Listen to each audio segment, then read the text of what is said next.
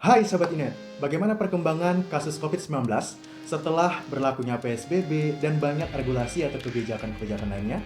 Simak di video berikut ya.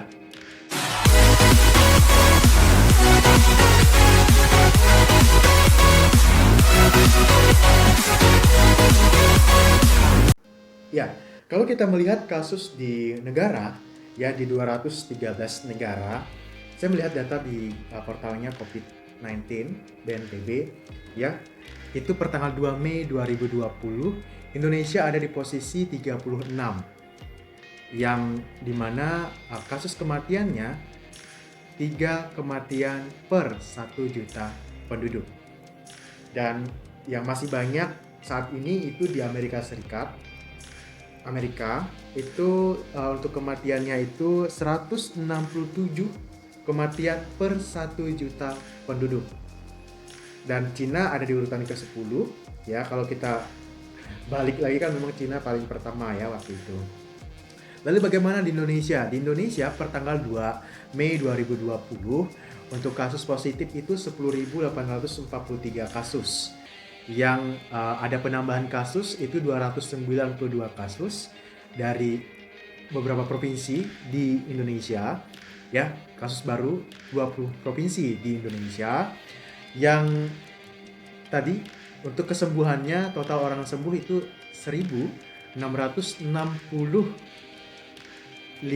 orang yang sembuh, dan yang meninggal ya kasus kematian hingga tanggal 2 Mei 2020 yaitu 831 kematian. Kita terus mendukung pemerintah dan harapan kita semuanya masyarakat kooperatif untuk menangani penyebaran penularan dari COVID-19 ya. Di DKI memang menjadi nomor urut pertama penambahan kasus baru ya, yaitu sekitar 80 kasus baru. Sedangkan di provinsi lain itu ada di Jawa Barat 31 kasus baru per tanggal 2 Mei ya. Di Papua juga 30 dan di Sulawesi Selatan juga 30 kasus baru. Ya, seperti itu ya. Di Indonesia saat ini yang saya lihat di portalnya COVID-19 BNPB, 4 provinsi menerapkan PSBB dari 12 kota menerapkan PSBB ya. Kalau dilihat Jakarta memang rata-rata PSBB, Jawa Barat juga seperti itu, Jabodetabek lah ya, lingkar merah, zona merah yang sangat besar Indonesia.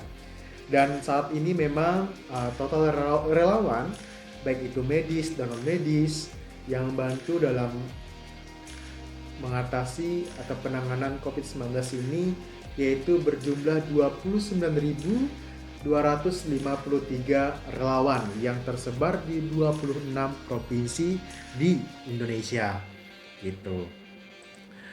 Kalau kita melihat apa sih yang sudah dilakukan ya, dari 2 bulan yang lalu work from home hampir 2 bulan ya. Terus belajar dari rumah juga hampir 2 bulan, masih dilanjutkan hingga saat ini. Dan yang paling penting memang perilaku kesehatan yang terus dilakukan oleh masyarakat. Baik itu mencuci tangan dengan air mengalir dan sabun dengan langkah yang benar, lalu penggunaan masker jika harus keluar ya, isolasi mandiri, dan jaga jarak fisik, social distancing itu paling penting gitu ya, itu penting gitu ya. Tolong kerjasamanya untuk masyarakat gitu ya. Cuman memang yang agak masalah di Indonesia ini adalah acuh atau cuek gitu loh ya. Kita nggak tahu masalahnya orang di sekitar kita ini orang yang ternyata positif apa enggak. Jangan pikir oh ternyata nih orang ini sehat kok, pasti. Jangan begitu yakin, jangan dia adalah orang OTG gitu atau orang tanpa gejala, padahal dia karier yang bisa menularkan virus tersebut ke orang yang sehat. Jadi harus diperhatikan seperti itu ya. Dan harapan saya untuk teman-teman yang saat ini menonton video ini, ayo kita menjadi berlanjutan untuk menjadi edukator ya. Tidak harus orang kesehatan yang bisa menjadi edukator, kita pun masyarakat awam bisa menjadi edukator. Sharing, kita nasehatin, mungkin ada keluarga, ada orang yang mungkin masih acuh, masih cuek, masih nggak peduli. Ayo kita nasehatin, kita ingatkan dengan cara kita, ya, untuk coba bersama-sama kita bersatu untuk melawan gitu COVID-19 ini. Seperti itu, ya.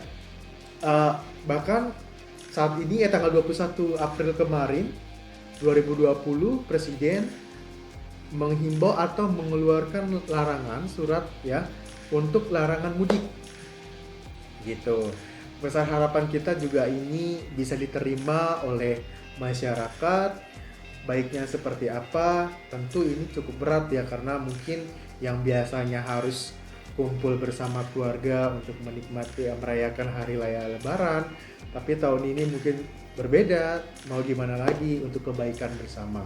Ini bukan hanya untuk kebaikan pemerintah, bukan hanya untuk kebaikan beberapa kelompok tertentu, tidak, tapi untuk kita semua, supaya kita cepat pulih, supaya kita cepat melakukan aktivitas kondisi yang baik seperti dulu kala, seperti itu, ya. Memang kalau dilihat dari survei, sudah ada survei dari BNPB, 77% itu responden menyatakan tidak ingin mudik, tapi masih ada 9% yang ingin mudik. Harapan kita ini menjadi perhatian lagi. Balik lagi tadi saya ingatkan untuk ayo semua sahabat Inet yang menonton video ini, jangan hanya tidur, jangan hanya, mohon maaf, mungkin kita cuek.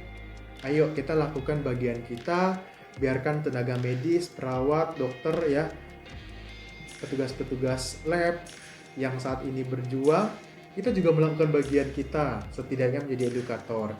Caranya bagaimana? Kita menyebarkan, memberikan informasi yang benar, bukan informasi yang hoax, atau bukan informasi yang bersifat membuat kerusuhan, tidak seperti itu. Jadi tolong kita bersama-sama melakukan upaya semaksimal mungkin, sekuat tenaga kita, karena kita ingin kembali. Pasti saat ini teman-teman sudah suntuk, sudah bosan gitu, dan ingin. Ya, mungkin itu saja video yang dapat saya sampaikan di kesempatan ini, ya. Semoga kita terus diberikan kesehatan, semoga kita terus bisa mendoakan, berpartisipasi, melakukan bagian kita untuk mendukung pemerintah melawan COVID-19. Ini video yang saya sampaikan, kami sharing hari ini.